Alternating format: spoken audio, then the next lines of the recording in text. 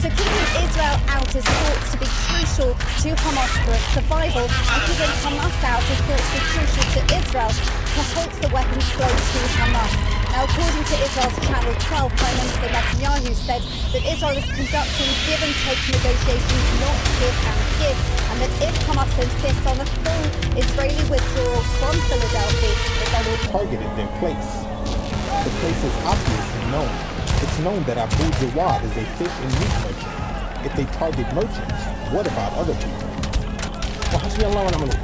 Most of the people killed in the strike were from the same family, and included 8 children and 4 women, according to health officials.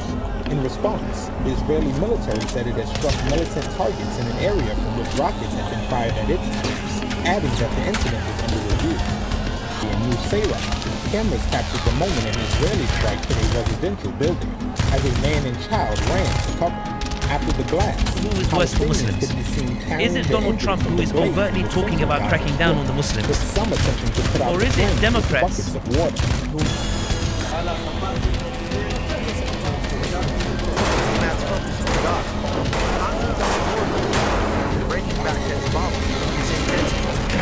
Hezbollah claimed responsibility for massive rocket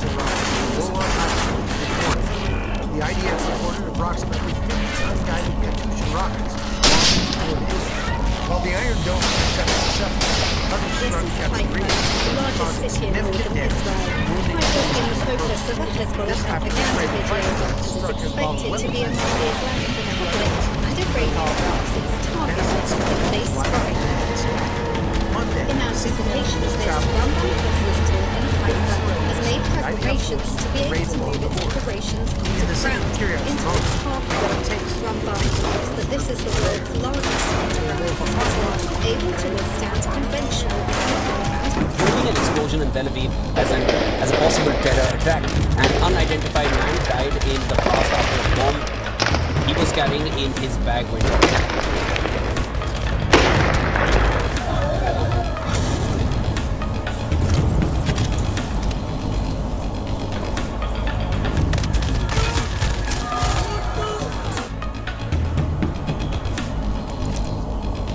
The attack came as Israel continued to bomb the Gaza Strip. Gaza health authorities claim the Israeli strikes across Gaza have led to 24 deaths over the weekend.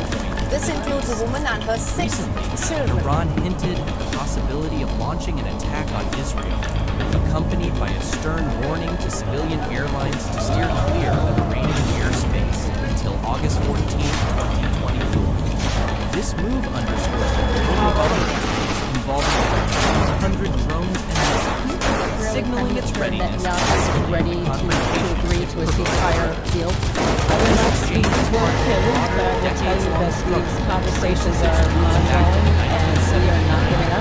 And we are going to continue to work very hard on Iran this. has faced less arms embargo. These statements came as U.S. Secretary of State Blinken arrived in Tel Aviv. This is his 9th trip to West Asia since the Gaza war began last year. He is set to meet Israeli Prime Minister Benjamin Netanyahu and several other top Israeli leaders as well. The U.S. Secretary of State will travel to Cairo on Tuesday, where ceasefire talks will begin. A wide array of technology. Blinken's visit comes days after U.S. and fellow mediators, Egypt and Qatar, said they are closing in on a deal after 2 days of talks in Doha. But recent statements from Israel and Hamas do not match the optimistic tone of the mediators. Netanyahu has accused Hamas of sabotaging the truce talks. The Israeli Prime Minister made this remark during the cabinet meeting in Jerusalem. Remarkable precision and efficiency. One of Iran's most notable achievements in recent years has been its advancement in drone technology. The country has emerged as a key player in the drone industry in the Middle East, with capabilities that were on full display during a massive strike on Israel on April 14, 2024. This attack highlighted the extent to which Hamas, on Iran's the other defense hand, has sector accused evolved, Netanyahu of even obstructing under an the agreement for a unrelenting truce and pressure hostage of exchange international in Gaza. sanctions. At the heart of Iran's Hamas military has called strategy the new is proposal for a ceasefire. Originally under the direct command of the General Staff of the Armed Forces of the Islamic Republic of Iran.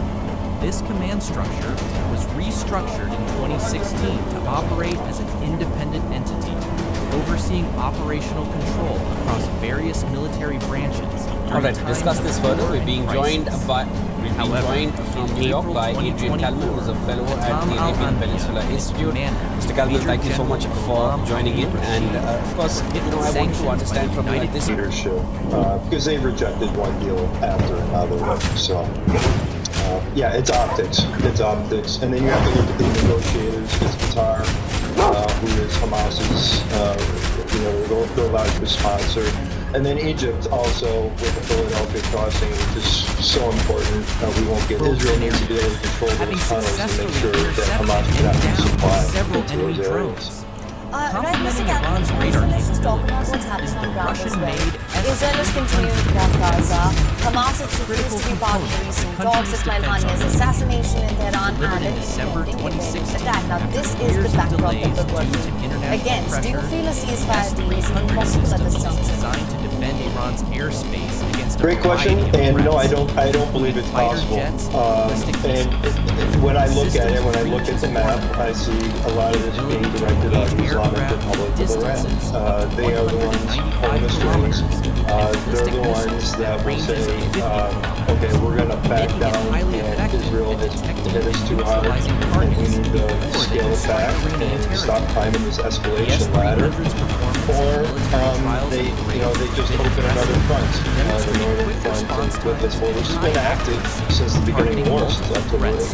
So, it's just, I just don't see it being feasible, and at the end of the day, I don't think Hamas has much agency in what they do or what they say. All right, well, Mr. Kalman, thank you so much for joining us on World. Thank you so much for your insight on this. Thank you. Despite a deal between Israel and Hamas, US Secretary of State Antony Blinken is meeting top Israeli leaders in Tel Aviv, calling it a decisive moment in the Gaza ceasefire talks.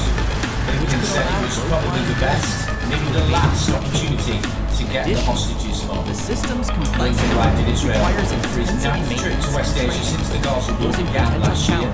Speaking before the meeting, Israeli President Isaac Herzog, the top US diplomat, said Washington was also working to ensure that there was no regional escalation amid concerns over a possible attack by Iran on Israel. Often referred to as Iran's This is a decisive moment. Probably the best, maybe the last opportunity to get the hostages home, get a ceasefire.